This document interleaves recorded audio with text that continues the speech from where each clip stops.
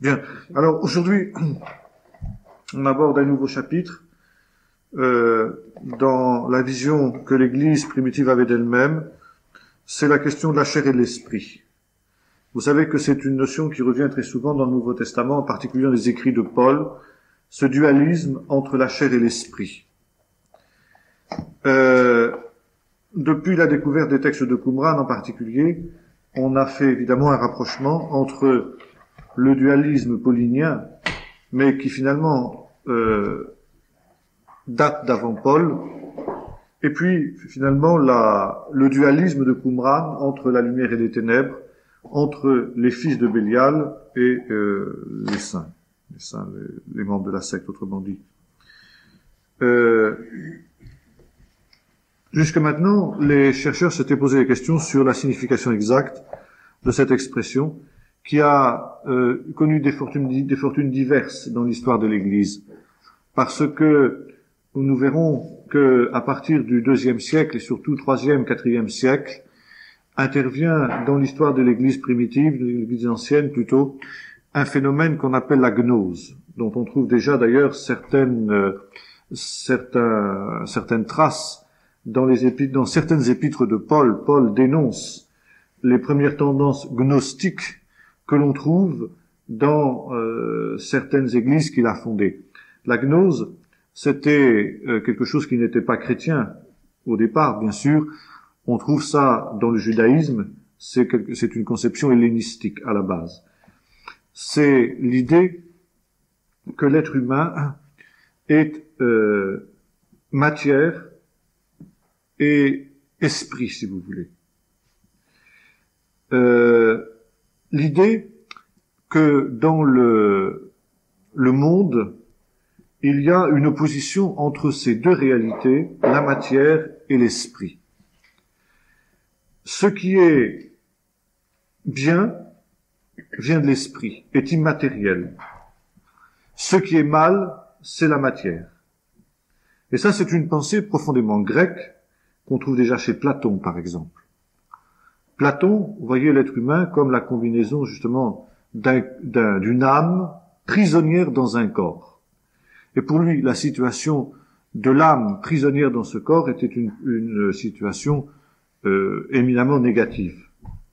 Et pour lui, la mort était justement la destruction de l'enveloppe matérielle, l'enveloppe terrestre du corps, et permettait à l'âme d'être libérée de cette prison pour atteindre la pure lumière, le pur esprit, etc., etc., la perfection, autrement dit. Hein.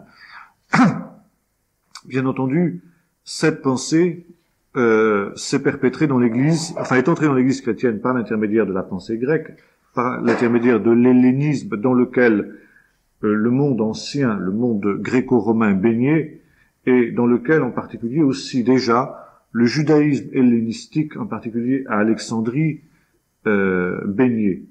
Et la gnose, c'est-à-dire justement ce dualisme entre la matière et l'esprit, entre le corps et l'âme, si vous voulez, va essentiellement se développer en Égypte.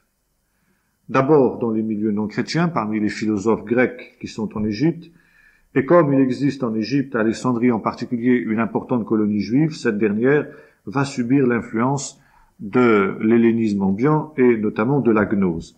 C'est une des raisons pour lesquelles le judaïsme hellénistique, le judaïsme alexandrin en particulier, sera considéré comme quelque peu hérétique par le judaïsme de Jérusalem, le judaïsme israélite, si vous voulez. Et par l'intermédiaire donc de l'école d'Alexandrie, c'était une école philosophique très très célèbre dans le monde hellénistique, les philosophes d'Alexandrie étaient très très réputés. Eh bien, les chrétiens égyptiens d'Alexandrie vont à leur tour être influencés par la gnose.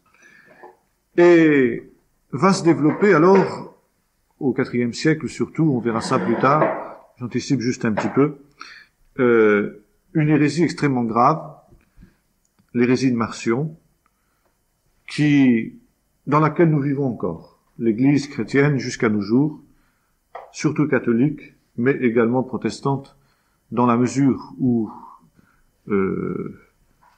certaines églises protestantes n'ont pas toujours su se dégager du courant gnostique. Il y a un dualisme, une opposition totale entre la matière et l'esprit.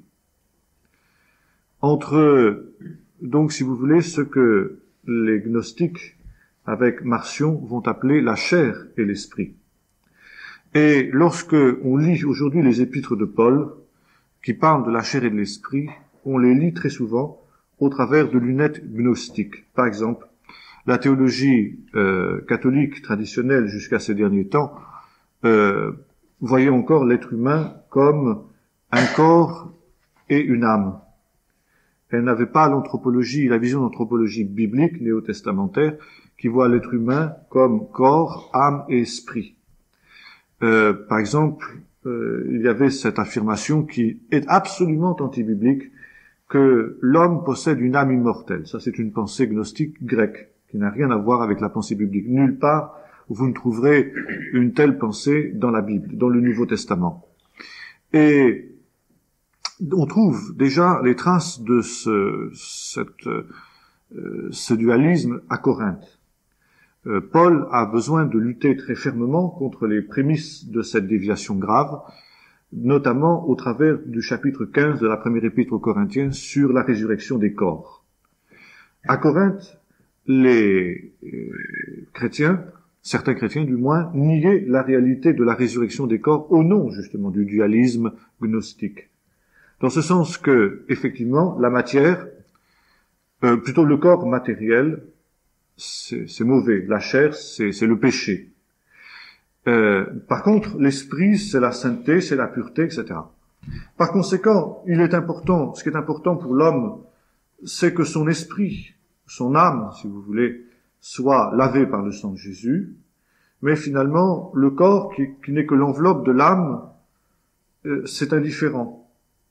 Par conséquent, au moment de la mort, eh bien, l'âme va avec Jésus, et ça, on trouve ça dans la théologie catholique, hein.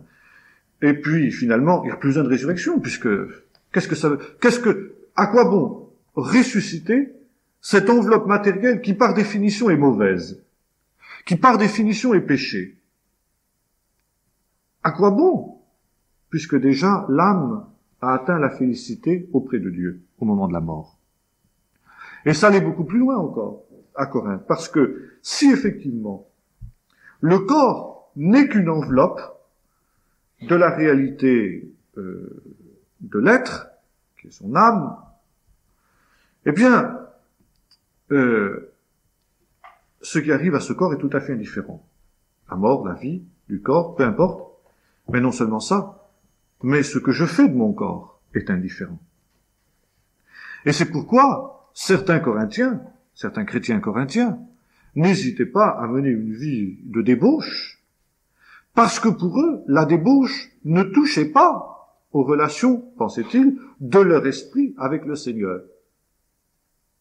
Et on trouve tout à fait étrange, dans la première épître aux Corinthiens par exemple, que Paul soit amené à intervenir en leur disant, mais souvenez-vous que celui qui s'attache à une prostituée forme une seule chair avec la prostituée. Mais on dit, mais comment Paul a-t-il besoin de rappeler des choses aussi élémentaires à des chrétiens? Ça tombe sous le sens qu'un chrétien ne peut pas vivre de cette manière-là. Mais là, c'était l'influence du gnosticisme. Dans ce sens que, à partir du moment où l'on considère que le corps, c'est indifférent, ce qui arrive au corps, ce que je fais de mon corps est indifférent, eh bien, pourquoi ne pas vivre n'importe comment, comme un débauché, etc., comme le faisaient les gens de Corinthe? Et contre cette pensée, Paul dit ceci. Le corps n'est pas simplement une réalité matérielle, si j'ose dire. Le corps n'est pas cette enveloppe. La chair, ça fait partie de l'être. On ne peut pas dissocier l'être spirituel de l'être matériel. C'est un. Là, il nous ramène dans une anthropologie biblique. Par conséquent, ce qui arrive à mon corps intervient également sur la dimension spirituelle de mon être. Et c'est pourquoi la victoire sur la mort et la rédemption, par conséquent, ne peut être complète s'il n'y a pas aussi la résurrection des corps. Et ce faisant, celui qui, dira-t-il, s'attache à une prostituée, pêche contre son propre corps, qui n'est pas simplement une vulgaire enveloppe, mais qui est le temple, l'habitation de l'Esprit de Dieu, de l'Esprit Saint. Par conséquent, celui qui agit de cette manière pêche contre le Saint-Esprit qui habite dans son corps. On trouve aussi des traces de la gnose, notamment dans l'Épître aux Colossiens. L'Épître aux Colossiens qui s'en prend, vous savez, à ces vaines philosophies de gens qui sont enflés d'orgueil, etc., qui par le culte des anges. En effet, les gnostiques considéraient que on ne pouvait pas atteindre la divinité directement, mais qu'il y avait toute une hiérarchie de pouvoir, n'est-ce pas, d'êtres spirituels qui servaient d'intermédiaire entre la divinité et Dieu. Ils appelaient ça les éons. Et Paul s'en prend aussi à cette déviation-là. Mais ce qui est terrible, c'est que finalement, le gnosticisme a plus ou moins pénétré la mentalité chrétienne, et ce qui fait que lorsque l'on lit les textes de Paul relatifs à la chair et à l'esprit, on a tendance à voir les choses de cette manière. On a tendance à voir la chair comme finalement la partie matérielle de l'être, qui est mauvaise, il n'y a rien à en tirer, par opposition à l'âme ou à l'esprit, si vous voulez, puisqu'on ne fait pas la différence, qui, elle, au contraire, est bonne. En fait, n'est-ce pas, il faut se souvenir que la Bible, l'anthropologie biblique est tout à fait différente. Comme je disais tout à l'heure, d'abord, elle souligne très fort l'unité de l'être humain. On ne peut pas disséquer comme ça l'esprit, l'âme et le corps comme on ferait, je sais pas moi, il y aurait 3 pièces différentes d'une voiture. Vous avez le moteur, vous avez les roues, puis vous avez la carrosserie. On peut les séparer les unes des autres, les démonter, les remonter, etc. L'être humain, c'est pas du tout pareil. C'est un tout. Seulement l'Esprit de Dieu peut séparer ces choses. Deuxièmement, l'être humain n'est pas une dualité, mais une réalité de trois éléments, si je veux dire. Le corps, l'âme et l'esprit. Bon, c'est pas ici le lieu d'entrer dans l'explication précise de chacune de ces réalités, mais pour revenir à ce qui nous intéresse ce soir, c'est que, tout d'abord de souligner que le judaïsme connaissait déjà, le judaïsme n'est pas si orthodoxe, non plus hellénistique, connaissait déjà quelque chose de semblable. Par exemple, on trouve que Dieu a fait l'homme pour gouverner le monde, mais que l'homme se trouve en fait sous la domination de Satan. Par conséquent, ça veut dire quoi? Que l'homme est souillé, dans son être profond, dans sa nature. Non pas simplement dans son corps, mais tout son être est souillé, est atteint par le péché. Par conséquent, la chair, qu'est-ce que c'est dans l'Église primitive? La chair, c'est ce qui est naturel chez l'homme, que ce soit au niveau du corps, que ce soit au niveau de l'âme, ou bien encore que ce soit au niveau de l'esprit. Vous trouvez ça par exemple dans 1 Corinthiens 3, verset 3, Romains 8, verset 3. Par conséquent, rien de bon, et là nous entrons dans une vision apocalyptique au sens que nous avons défini ensemble de l'être humain.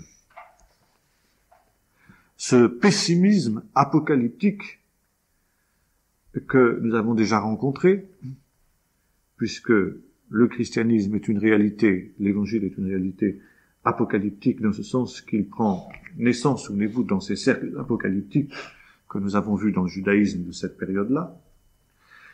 Et dans ce sens, le christianisme, comme le judaïsme apocalyptique, dit ceci: rien de bon ne peut venir de la nature souillée de l'homme. Et c'est pourquoi, justement, il y a la grâce. Si vraiment la nature totale de l'homme, c'est-à-dire sa chair, mais la chair non pas seulement dans ce qu'il y a de matériel dans l'homme, c'est ça qu'il faut faire attention. Ne pas considérer que quand la Bible parle de la chair, elle entend simplement ce qui est matériel dans l'homme. La chair, c'est l'être humain dans son ensemble. Mais l'être humain dans ce qu'il a de terrestre, dans ce qu'il a de naturel, qui en soi n'est ni bon ni mauvais, puisqu'il est sorti des mains du Créateur, neutre si j'ose dire, mais qui, parce qu'il a été souillé par le péché, fait que maintenant la nature de l'homme est totalement dépravée. Et rien de bon ne peut venir de la nature de l'homme, rien de bon ne peut venir de l'homme lui-même. Il y a si vous voulez, une conséquence qui en est tirée, c'est que l'homme est incapable lui-même de faire quelque chose qui plaise à Dieu, d'obtenir un mérite devant Dieu, et par conséquent, de faire son salut. Et l'on voit comment tout se tient. L'hérésie catholique qu'ont combattu les réformateurs, qui affirmait que l'homme est sauvé par la foi et par les œuvres, est la conséquence d'une vision erronée de l'homme et d'une vision erronée de ce que sont la chair et l'esprit. Car si l'homme est une dualité dans laquelle seulement son corps serait mauvais, et vous savez toutes les conséquences que ça a eu, cette vision dans le catholicisme, avec l'ascétisme par exemple, le culte du célibat, de la chasteté, qui avait précisément, qui partait de cette base que les instincts du corps sont mauvais. Par conséquent, la sexualité est mauvaise. Même dans le mariage. Et le mariage, dans la théologie catholique, est considéré comme une concession faite à la faiblesse de la chair. Mais les âmes d'une nature supérieure, les âmes fortes, elles, comprenant ce qu'il y a de mauvais dans la sexualité, vont même renoncer jusqu'au mariage. C'est ce qui provoque aussi le monachisme dans l'Église catholique. Parce que, effectivement, si la chair, si le corps est cette enveloppe qui empêche l'âme de s'épanouir, donc d'atteindre jusqu'à Dieu, il faut mortifier le corps, non seulement dans le renoncement, par exemple au mariage, des choses semblables, mais également dans le renoncement aux choses légitimes. Il faut maltraiter le corps. Et c'est ainsi que nous allons avoir le développement de tout l'ascétisme que nous trouvons dans le monachisme catholique, avec les jeûnes, les exercices de discipline, vous savez, on se fouettait avec chacun se fouettait consciencieusement, plus il se fouettait, plus il était saint. Les moines qui se lèvent à 2 heures du matin pour aller chanter la messe pendant quelques heures la nuit, etc., qui vivent dans toutes sortes, dans quoi? Dans le froid, dans toutes sortes de choses, etc. Bon, c'est dans cette vision que, eh bien, l'esprit de l'homme lui-même est capable de faire son salut par les œuvres. Voyez-vous, c'est un tout, ça se tient, parce qu'on parle d'une vision erronée de ce que sont la chair et l'esprit. Et ça, qu'on le veuille ou non, ça reste dans les mentalités. Mais ça reste d'une manière tout à fait erronée, tout à fait fausse. Car la chair, encore une fois, c'est pas simplement le corps, mais c'est l'être tout entier de l'homme qui se trouve souillé. Donc, incapable par lui-même de faire quoi que ce soit de bien. Et par conséquent, incapable, a fortiori évidemment, de faire son salut.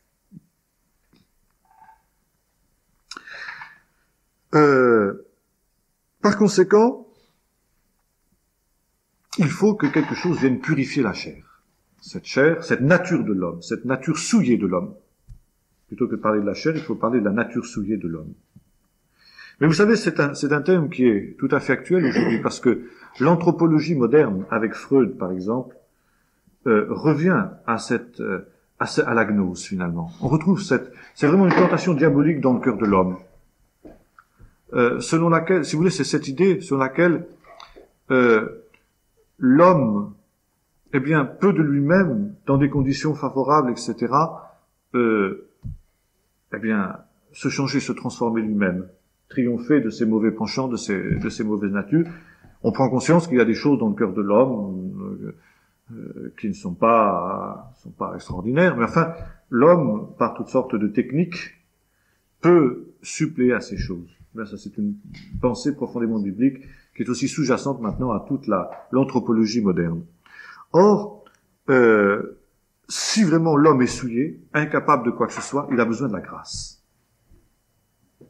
Il a besoin de la grâce de Dieu qui seul peut le changer, peut le transformer. Et comment cette grâce va-t-elle agir? Par l'Esprit Saint. L'Esprit Saint est par définition quelque chose qui purifie. L'Esprit Saint est comparé par exemple dans un livre apocryphe qu'on appelle la sagesse de Salomon à la sagesse. Vous savez, dont il est question souvent dans le livre des Proverbes. Et elle vient pour purifier en quelque sorte la chair. Et on trouve un livre apocryphe tout à fait intéressant à ce niveau-là qui est cité dans l'épître de Jude.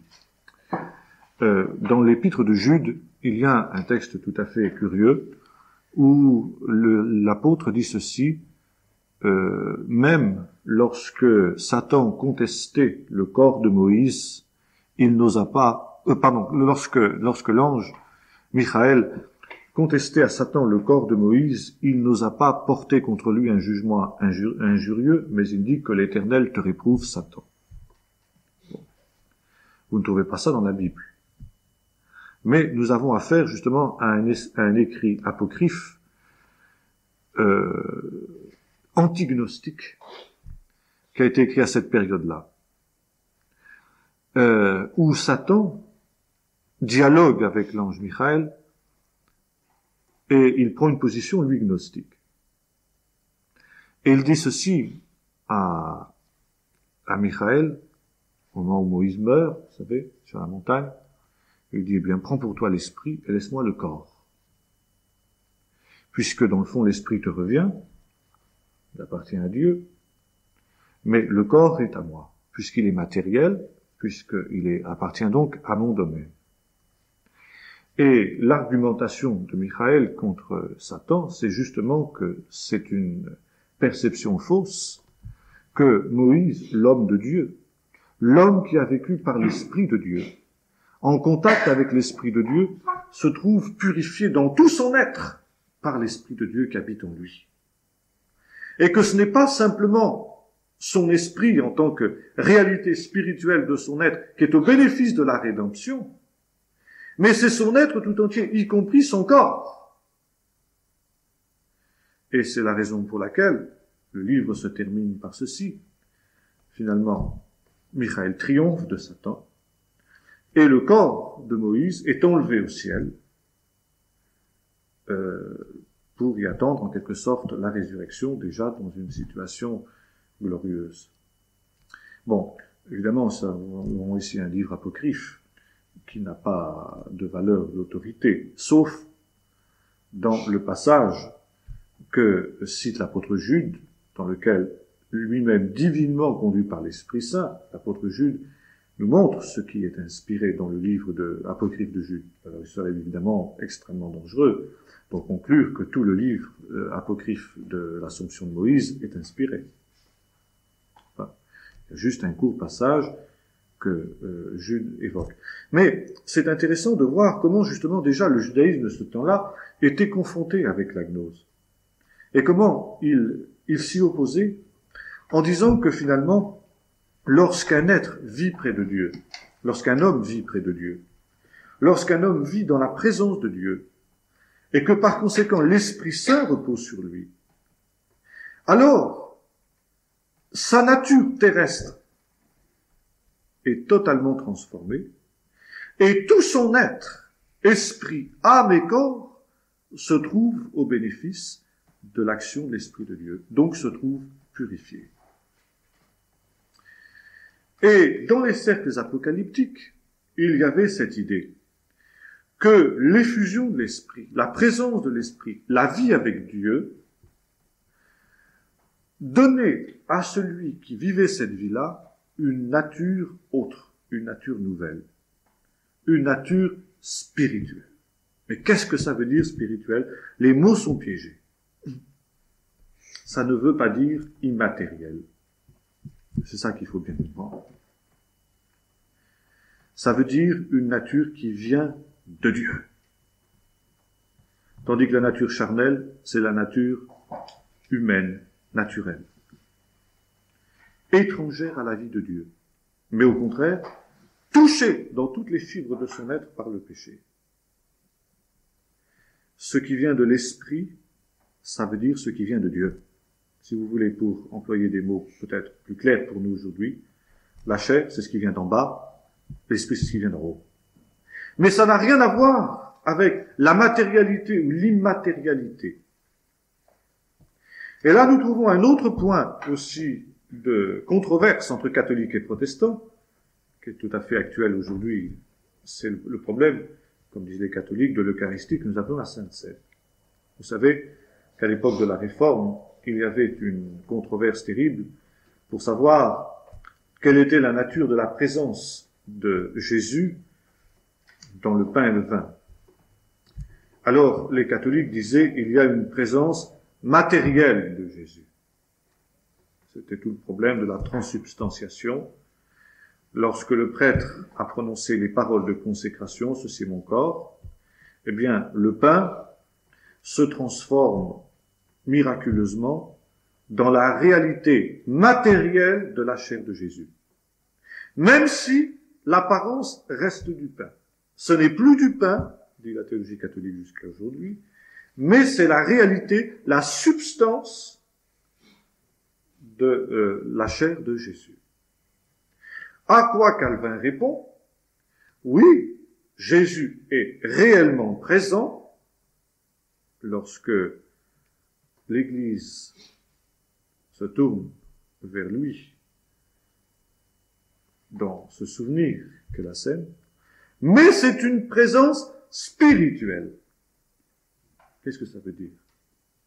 Pas obligatoirement que c'est une présence immatérielle. Mais c'est quelque chose qui vient d'en haut. Calvin dit ça, je ne peux pas expliquer. Parce que le vent souffle où il veut. Nous ne savons pas d'où il vient ni où il va. Mais nous savons qu'il est là. Ainsi en est-il de la présence du Seigneur. On ne peut pas expliquer ce qui se passe. Même si le pain reste du pain. Mais il y a là quelque chose de profondément mystérieux et qui vient d'en haut. Alors, on retrouve ici combien est importante cette notion de la chair et de l'esprit. Parce que selon que l'on adopte une vision grecque hellénistique de la chair et de l'esprit, une lecture hellénistique, qui dit, eh bien, la chair, c'est la matière, et l'esprit, c'est ce qui est spirituel. Eh bien, on a une vision totalement faussée de tout le Nouveau Testament. On fait une lecture totalement faussée du Nouveau Testament, qui entraîne, comme disions tout à l'heure, le salut par les œuvres, la notion des mérites, la négation de la grâce, l'introduction d'un ascétisme que la Bible condamne totalement, l'introduction d'hérésies comme la question de la transsubstantiation. Voyez-vous, tout ça se tient. C'est un tout. Mais quand on arrive à la notion biblique, que ce qui est spirituel, c'est ce qui vient de Dieu, de l'Esprit de Dieu, et que ce qui est de la chair, c'est ce qui vient de l'homme, ce qui vient de la nature de l'homme, alors les choses sont totalement transformés. Mais c'est difficile pour nous d'acquérir cette notion parce que nous vivons sur 20 siècles de gnosticisme dans l'Église. Alors, s'il en est ainsi, eh bien, l'Esprit de Dieu, dans la vie d'un homme, le purifie esprit, âme et corps. Le corps aussi va être totalement transformé, purifié par l'Esprit de Dieu. Et le terme de cette transformation, c'est justement la résurrection du corps. Qui fait que ce corps qui est, dit Paul, corps animal, traduit second, c'est épouvantable comme traduction. Corps psychique, naturel, et ressuscité corps spirituel. Alors là, ça ne veut pas dire encore une fois corps immatériel.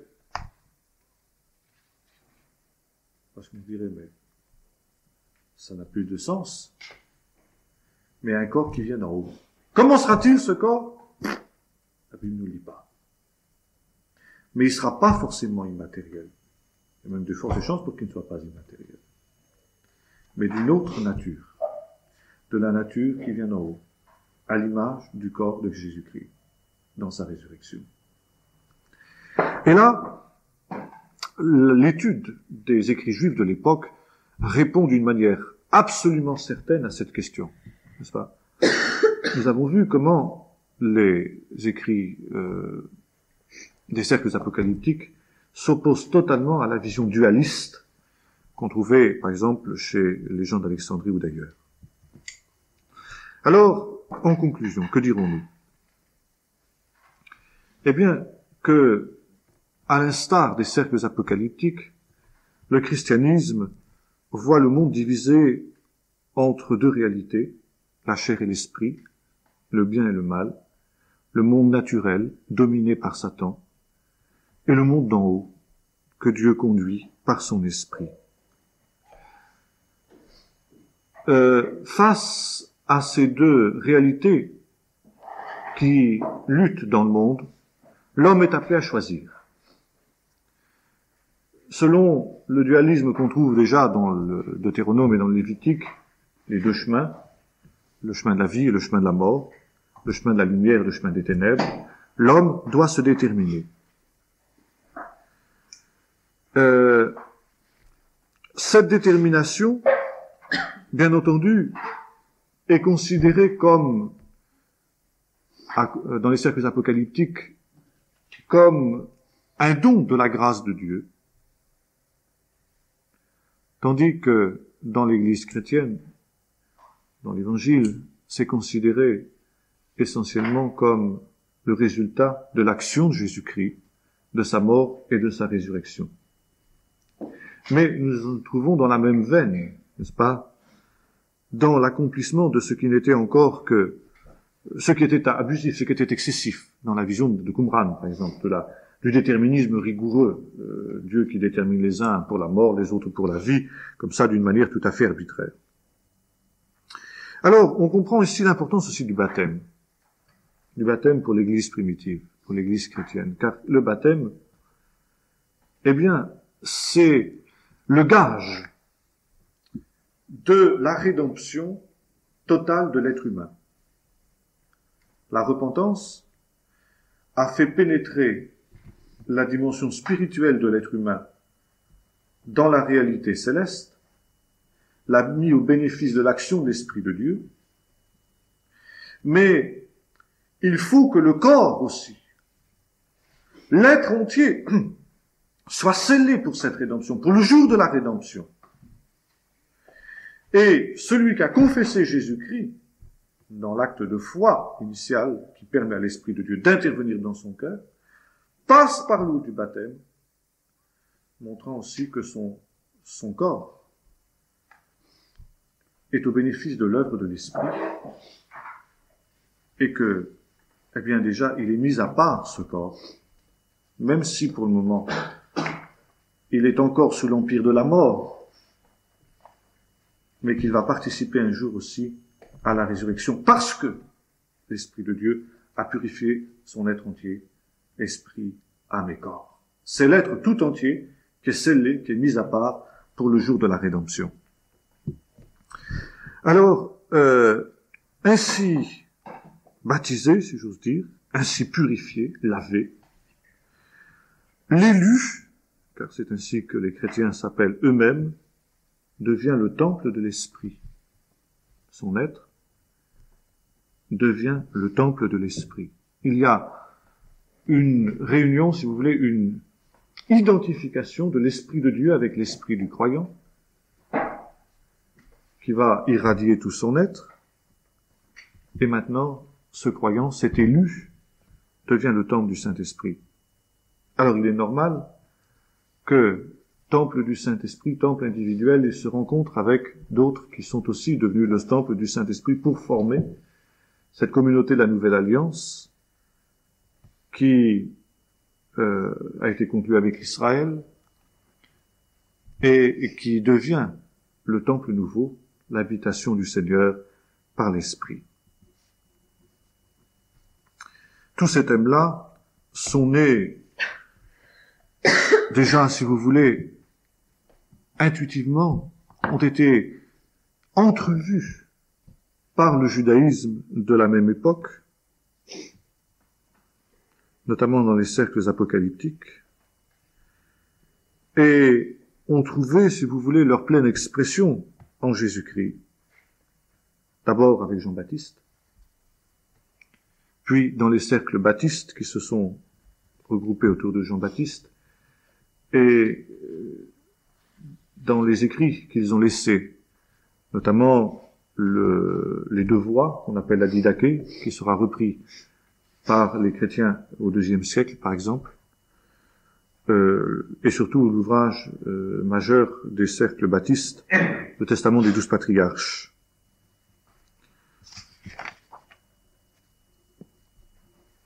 Il est certain que ces cercles, comme on a dit, ont été beaucoup plus larges que ce que nous en connaissons aujourd'hui, et qu'ils avaient entrevu simplement d'une manière imparfaite ce qui devait être révélé d'une façon parfaite en Jésus-Christ.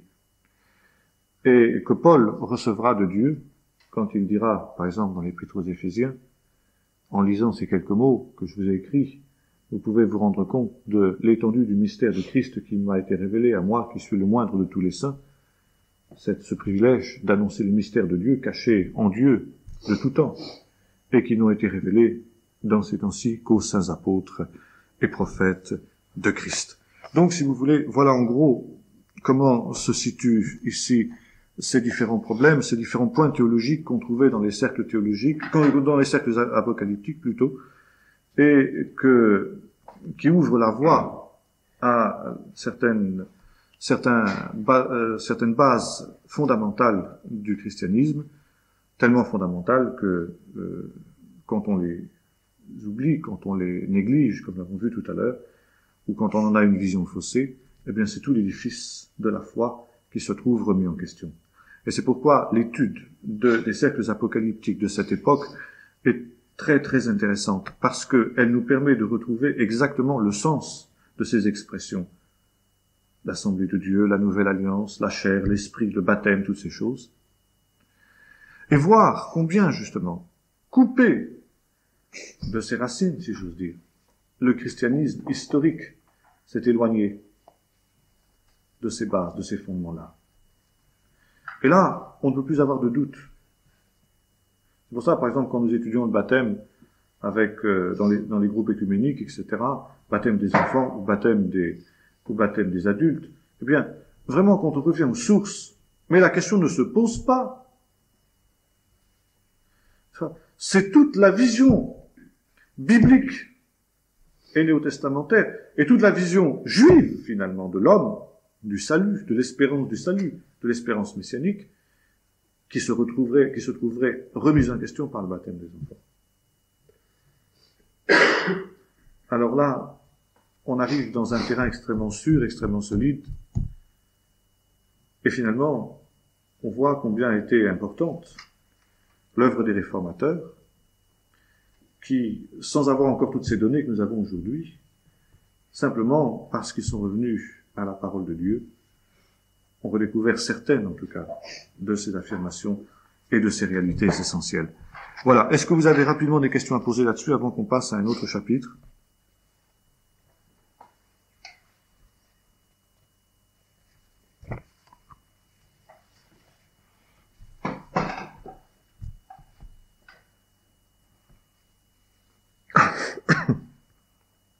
Bon, s'il n'y a pas de questions, on va très vite passer sur un autre point qui est moins important peut-être, mais qui tout de même mérite qu'on s'y arrête, parce que dans l'histoire de l'Église, c'est quelque chose qu'on va retrouver constamment. C'est les relations entre l'Église et l'État. Ça va être le talon d'Achille, un des talons d'Achille nombreux de la grande Église pendant des siècles et des siècles, notamment depuis la conversion de Constantin.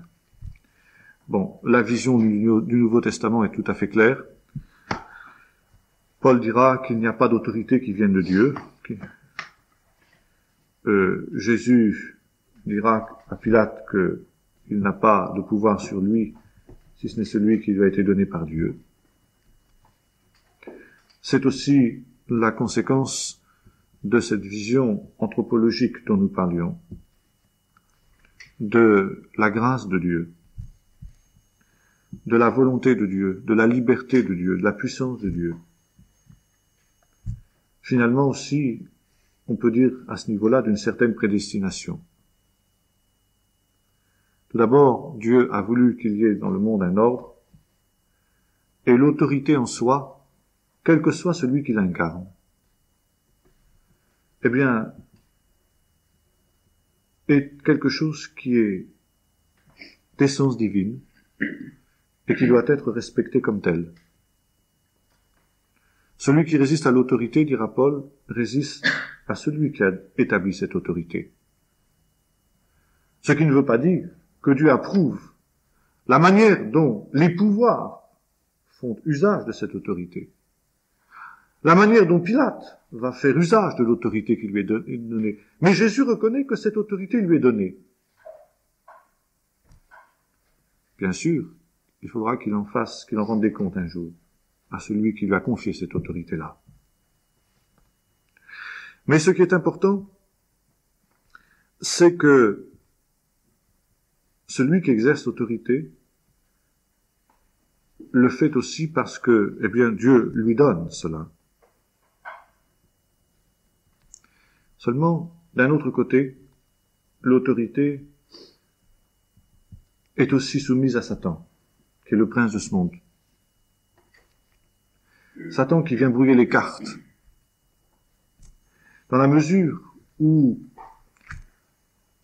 Satan est le prince de ce monde, il exerce son pouvoir par les autorités qui sont à son service, qu'il corrompt.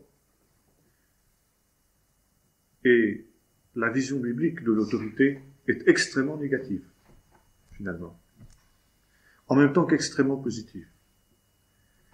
C'est quelque chose d'assez paradoxal. D'un côté, Dieu a institué les autorités, et il faut s'y soumettre comme à une réalité qui vient de Dieu.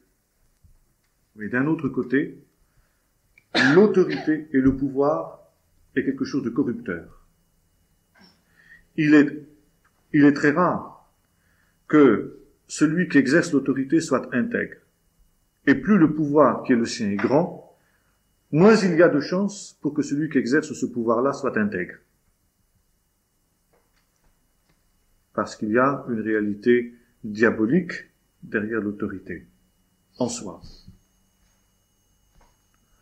Et c'est la raison pour laquelle l'attitude du chrétien, d'après la Bible, est double en face de l'autorité. D'une part, il se soumet en principe à cette autorité, dans la mesure où elle est le reflet de la volonté de Dieu, mais pour lui-même, il évitera d'exercer des fonctions d'autorité. En tout cas, de trop grande autorité. Cette autorité peut s'exercer par un pouvoir de nature politique, bien sûr, ou social, ce qu'on voudra, mais aussi un pouvoir qui est donné par la richesse, l'argent. C'est pourquoi la Bible est le Nouveau Testament est extrêmement critique à l'égard de l'argent. Parce que l'argent donne un pouvoir et que tout pouvoir est corrupteur. Ce qui fait que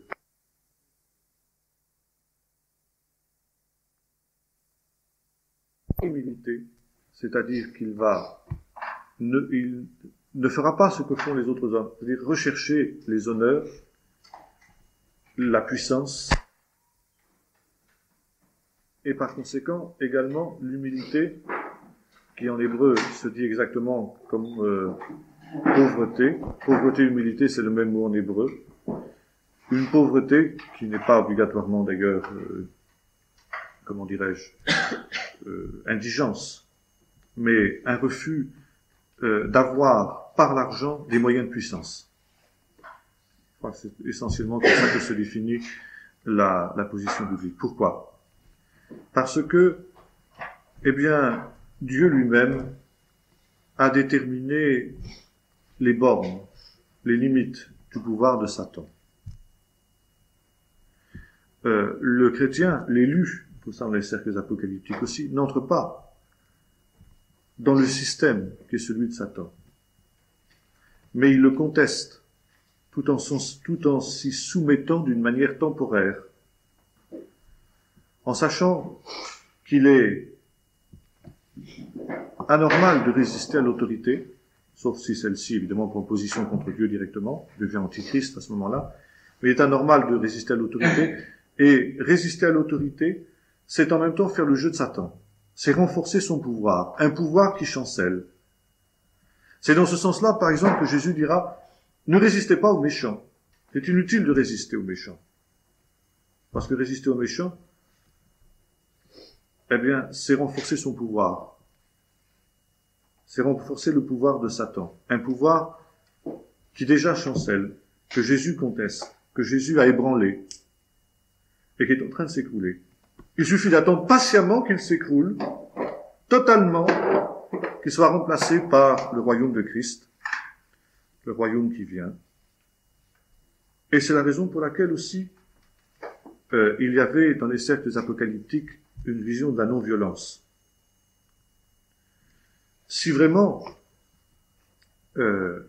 le pouvoir de l'ennemi, le pouvoir du méchant est limité, borné par Dieu, et le Nouveau Testament dit plus, il est déjà ébranlé, il est déjà détruit. Jésus, par sa mort et par sa résurrection, a complètement redistribué les cartes. Mais si c'est ainsi, alors résister aux méchants, notamment par la violence, c'est renforcer son pouvoir. Mais c'est une non-violence conditionnelle, un pacifisme conditionnel. Parce qu'un jour, Dieu lui-même fera justice. Ce n'est pas à l'élu de se faire justice lui-même, mais il laisse toute chose entre les mains de celui qui est le juste juge, et qui un jour demandera à chacun de rendre compte de la manière dont il aura fait usage de l'autorité et du pouvoir que Dieu lui aura donné. Et c'est pourquoi, lorsque l'Église s'est confondue avec les pouvoirs, à partir de l'époque de Constantin, par exemple, puis à l'époque de la papauté, de la chrétienté, eh bien, l'Église est tout à fait sortie de cette vision-là. Encore une fois, là, nous sommes dans le même courant que celui des déviations qui ont eu lieu sur le plan de l'élection, de la grâce, de la chair et de l'esprit dont nous parlions tout à l'heure. Mais là, nous sommes dans une déviation totale par rapport à ce que le Nouveau Testament enseignait, finalement, dans la conformité avec ce qu'était la tradition d'Israël. On peut dire d'une certaine manière que la vision politique de la Bible est quelque peu anarchiste plutôt. Pas au sens où on l'entend, c'est-à-dire destruction de tout ordre, mais il y a à la fois des tendances anarchistes, dans ce sens que, dans le fond, le chrétien refuse pour lui-même tout ce qui est pouvoir, et puis en même temps, une vision tout à fait contraire, celle du respect de l'ordre établi, du respect de l'autorité. Alors, c'est un équilibre difficile entre les deux. C'est pourquoi on trouve à la fois, si vous voulez, des chrétiens qui sont extrêmement conservateurs, et puis d'autres qui sont révolutionnaires.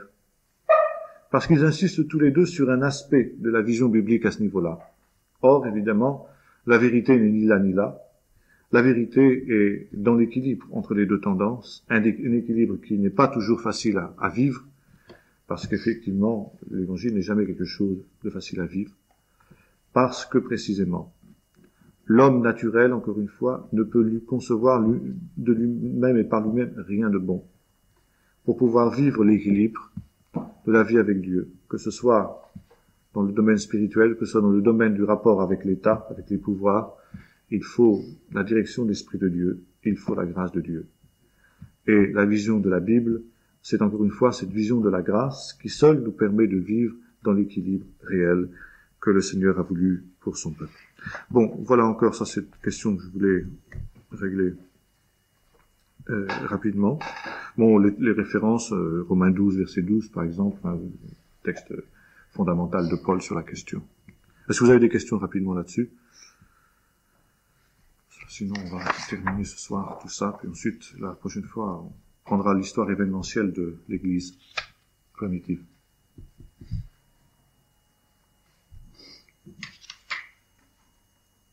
Bon, je vais peut-être conclure rapidement, alors si vous voulez, sur toute cette grande partie, cette grande première partie de la préhistoire de l'Église, en disant, d'abord, d'où vient le christianisme? Bien sûr, la réponse du Nouveau Testament est tout à fait nette et tout à fait claire, de Dieu. D'en haut. Paul parle de cette révélation qui a été communiquée par Jésus-Christ, ensuite aux apôtres, et notamment à lui, qui bien qu'étant le moindre de tous les saints, dira-t-il, est celui qui a le plus pénétré ce mystère, par la révélation particulière qui lui a été donnée. Mais cela ne veut pas dire qu'il n'y ait pas eu, que cette révélation, si vous voulez, soit comme par exemple dans la vision musulmane, quelque chose qui n'avait rien à voir avec ce qui avait été les espérances, les préoccupations, les interrogations du peuple d'Israël. Du peuple d'Israël, notamment, auquel avait été promis la venue du Messie, et puis finalement la venue des réalités qui accompagneraient la venue du Messie. Il était donc normal que dans sa réflexion, sa prière également, eh bien, le peuple d'Israël soit arrivé à un certain nombre d'intuitions spirituelles de ce que serait la venue du Messie et ce qui l'accompagnerait. Maintenant, si on se place au niveau des spécialistes de l'histoire des religions, il y a eu, ces derniers temps, enfin depuis déjà, évidemment, depuis le début des sciences bibliques et religieuses, si vous voulez, c'est-à-dire à partir du XVIIIe, une réflexion qui s'est faite sur justement l'origine du christianisme. Et les spécialistes voyaient essentiellement deux sources au christianisme. D'une part, le judaïsme, bien sûr, et d'autre part, l'hellénisme. Il n'est pas rare d'entendre aujourd'hui encore défendre cette thèse selon laquelle le christianisme serait la synthèse du judaïsme et de l'hellénisme, la philosophie grecque. Si on se réfère au catholicisme, il est certain que cette affirmation n'est pas tout à fait fausse. Le travail des pères de l'Église, en particulier, à partir du IIe, IIIe, IVe, Ve siècle, a porté effectivement sur cette synthèse entre l'apport sémitique et puis la philosophie grecque. En tant que gens issus de la Réforme, eh bien, on peut contester très fort le bien fondé de ce travail des pères de l'Église. Les pères de l'Église qui ont formé le catholicisme tel qu'il existe de nos jours. Et c'est finalement contre ce travail des pères de l'Église que les réformateurs ont réagi en essayant de revenir aux sources de l'Évangile, à ces sources sémitiques essentiellement. Alors là, il faut nous replacer également dans le contexte de la gnose dont nous parlions tout à l'heure, avec l'influence de Marcion, qui a aussi faussé la vision. Et ce n'est que dans ces dernières décennies, 3 ou 4 dernières décennies, qu'une vision plus juste de l'origine du christianisme primitif commence à se dégager. Et on conçoit aujourd'hui que l'essentiel du christianisme est véritablement un héritage juif. Disons sur ses bases. Outre évidemment la dimension de la révélation dont nous parlions tout à l'heure, la révélation de Jésus-Christ, qui était quelque chose de tout à fait nouveau. Mais des réalités comme par exemple le dualisme chair-esprit dont nous parlions tout à l'heure, qui était le cheval de bataille de ceux qui affirmaient que nous avions là affaire à une idée qui était typiquement grecque, apparaît maintenant comme étant quelque chose de profondément sémitique, puisqu'on retrouve ça dans les cercles apocalyptiques, notamment à Qumran. Par conséquent, il n'est pas du tout question ici de voir une influence quelconque de l'hellénisme, mais il y a en fait une part importante. On trouve des points communs très nombreux, par exemple dans l'enseignement de Jésus et dans l'enseignement des apôtres, avec le judaïsme rabbinique, par exemple, sur le plan de la manière d'appréhender les problèmes, par exemple, le mode de raisonnement, le mode d'exégèse de la Bible. Paul, que l'on a présenté comme, on présente encore parfois d'ailleurs, comme un homme essentiellement de mentalité hellénistique, grecque, qui raisonnait d'après les catégories mentales grecques. De plus en plus on se rend compte que c'était un juif, qui avait véritablement la méthode, l'esprit rabbinique, même régénéré par le Christ, et c'était normal, il gardait,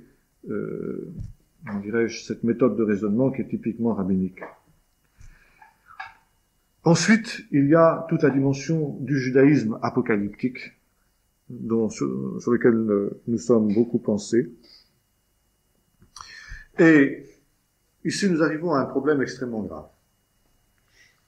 C'est le problème de l'antisémitisme chrétien.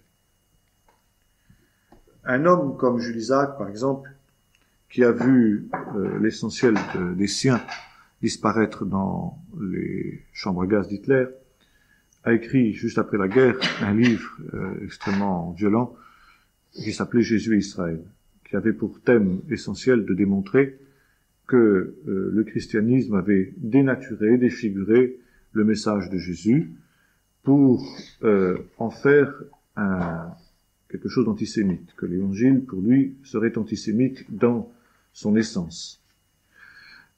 Et il souligne, il prend pour point de repère un certain nombre de condamnations qu'on trouve dans la bouche de Jésus, sur Jérusalem, de critiques, etc. En fait, on se rend compte aujourd'hui, avec beaucoup plus de sérénité, que bien loin d'être antisémite, bien entendu, l'évangile n'a pas du tout cette mentalité-là, qui est aussi une manière de lire l'évangile au travers d'une tradition antisémite chrétienne, mais qui date des pères de l'Église, et non pas du christianisme des origines. Parce que il est vrai qu'il existe dans le Nouveau Testament des critiques nombreuses à l'endroit d'Israël, à l'endroit des Juifs. Mais ceci est normal, d'abord, parce que le Nouveau Testament est un écrit prophétique. Et le message prophétique est toujours un message qui appelle à la repentance, et par conséquent qui souligne le péché. Car s'il n'y a pas de péché, il n'y a pas besoin de repentance. Eh bien, il est normal, par conséquent, que Jésus et les apôtres aient souligné les péchés d'Israël dans le but d'appeler Israël à la repentance, comme le faisaient les prophètes. Deuxièmement, le Nouveau Testament est un écrit apocalyptique. qui dit Apocalypse, dit un élément quelque peu révolutionnaire constamment. Il faut mettre ça entre guillemets, bien sûr. Et par conséquent, il y a une contestation de l'ordre établi, une contestation de l'establishment. Troisièmement, il y a dans le Nouveau Testament des critiques, mais qui sont des critiques d'amour. Nulle part dans le Nouveau Testament, dans la bouche de Jésus surtout pas, quand il y aura des critiques, elles seront des critiques de haine, de contestation violente. Mais on se souvient des larmes de Jésus, Jérusalem qui tue les prophètes, etc. Combien de fois ai-je voulu rassembler tes enfants? Et précisément, l'œuvre d'un homme comme Marcion, dont nous parlions tout à l'heure, qui est un abominable bonhomme, ce Marcion, ça a été justement d'utiliser ces réprimandes d'amour de Jésus, des apôtres, de Paul, souvenons-nous de Paul qui dit « Je voudrais être anathème pour mes frères qui sont juifs, etc. » Être moi-même privé du salut pour qu'ils puissent se tourner vers Jésus. Et Marcion a utilisé ces choses-là pour condamner Israël sans appel. Alors là, il y a, en fait, et Jules Isaac a raison de le montrer dans son livre, il y a un enseignement du mépris, ce qu'il appelait l'enseignement du mépris, qui a commencé avec les pères de l'Église, en particulier avec Marcion, toujours à partir de la gnose. La gnose est vraiment l'hérésie fondamentale de l'Église. Souvenons-nous, ça commence déjà avec les Corinthiens. Et là, n'est-ce pas, Israël est condamné sans appel. Comme le monde des ténèbres, le monde de la chair, l'Israël terrestre par rapport à l'Israël de l'esprit. Ça, c'est la théologie gnostique du plus pur cru, si j'ose dire. Israël, le peuple charnel de Dieu, la chair, c'est ce qui est mauvais. Delenda est, il faut qu'elle soit détruite. L'Église, le peuple de la Nouvelle Alliance, l'Israël selon l'Esprit. L'Esprit, c'est ce qui est positif, c'est la lumière. C'est ce qui doit hériter du salut. Donc dans la théologie de Marcion, il n'y a plus de place pour le salut d'Israël. Mais il y a place pour la persécution, pour la destruction. Et c'est pourquoi il y a tout cet effort d'allégorisation qu'on trouve déjà chez les pères de l'Église, et qu'on retrouve pratiquement de nos jours. Encore aujourd'hui, nous discutions là, le thème de la méditation ce matin, c'était Isaïe 41, une des prophéties messianiques qui s'applique à Israël, et il y avait un des pasteurs qui était là. Il disait oui, bien sûr, il faudrait surtout pas qu'on lise ce texte en pensant à l'Israël d'aujourd'hui, auquel Dieu ferait la promesse qu'il va le délivrer de ses ennemis, arabes, PLO, etc., OLP, etc. Là, c'est vraiment cette influence de la théologie gnostique, ça, qui ne veut plus du tout voir l'application des promesses de Dieu en ce qui concerne Israël, l'Israël de nos jours. Nous sommes sous cette influence-là. Et cette allégorisation, par exemple, je me souviens quand j'étais en Angleterre, une quinzaine d'années, un peu plus, je faisais mes études là-bas, à l'école biblique. Bon, il y avait des Bibles où on lisait dans ces textes d'Ésaïe, vous savez, sur ces prophéties messianiques, il y avait des petits sous-titres, comme il y a dans la plupart d'églises. Alors, vous aviez un passage où le prophète condamnait les péchés de Jérusalem, etc. Alors, le sous-titre disait « Les crimes des Juifs ». Chapitre suivant, mais le Seigneur te fera grâce, etc. La gloire de l'Église. C'est typique d'une mentalité. Et ça part de la gnose, encore une fois. Alors c'est pourquoi, voyez-vous, cette question de la chair et de l'esprit, eh bien, c'est extrêmement important. De voir que ce qui est l'esprit, c'est ce qui vient d'en haut. Ce qui est la chair, c'est ce qui vient de la nature de l'homme. Et la nature de l'homme n'est pas bonne, comme le pourrait faire croire aujourd'hui la psychologie moderne, mais elle est souillée par le péché. elle doit être purifiée par l'Esprit de Dieu. Et lorsqu'elle est purifiée par l'Esprit de Dieu, eh bien, elle se retrouve en quelque sorte restaurée dans sa vocation première, d'être l'image de Dieu, à la fois dans l'esprit, dans l'âme et dans le corps. Avec tout ce qui s'ensuit, sur le plan de cette filiation entre le peuple de l'ancienne et de la nouvelle alliance, qui finalement sont une seule et même réalité, par lequel le plan de salut de Dieu se poursuit jusqu'à la fin, jusqu'à la réunion finale, où, eh bien, Israël se tournera vers Jésus, et alors il n'y aura plus que ce seul peuple, n'est-ce pas, que le Seigneur, eh bien, accueillera dans sa gloire.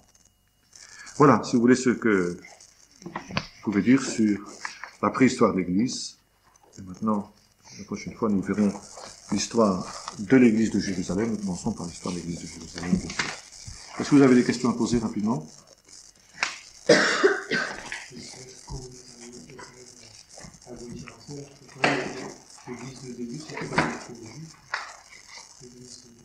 Comment ils aboutissent à ça? Mais on verra ça quand on étudiera Marcion, justement.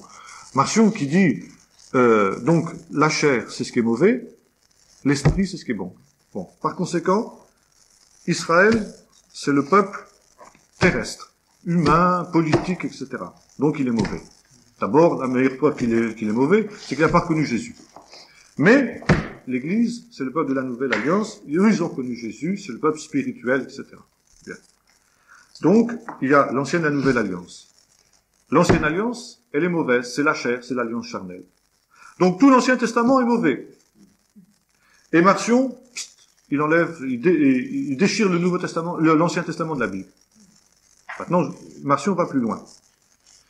Il dit voilà, la seule chose importante, c'est la grâce. Par conséquent, dans le Nouveau Testament, il y a les enseignements de Jésus, par exemple, qui parlent de la tradition d'Israël, etc. Tout ce qui vient d'Israël, c'est mauvais. Tout. Donc tous les évangiles, c'est mauvais. Hop, il élimine tous les évangiles, sauf l'évangile de Jean, parce qu'il est moins fait allusion à Israël. Et il garde quoi? Les épîtres de Paul, parce que les épîtres de Paul ne sont pas reliés avec Israël. Et voilà. Et on embraye là-dessus, et des générations et des générations de chrétiens, à partir de Marcion, apprennent que Israël c'est mauvais, que l'Ancien Testament c'est mauvais, que l'enseignement des commandements c'est mauvais, etc. Et puis on aboutit à la situation aujourd'hui, laxisme.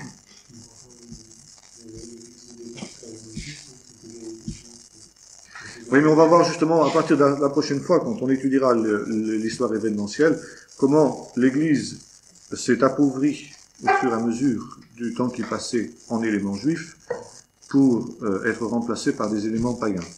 Et que ces éléments païens ont perdu contact avec leurs racines juives, jusqu'à se retourner contre la partie juive de l'Église et la persécuter abominablement, par exemple à partir de la moitié du IIe siècle, hein, jusqu'à détruire pratiquement tous les judéo-chrétiens au IVe siècle. On retrouve au-delà du IVe siècle pratiquement plus d'éléments juifs dans l'Église.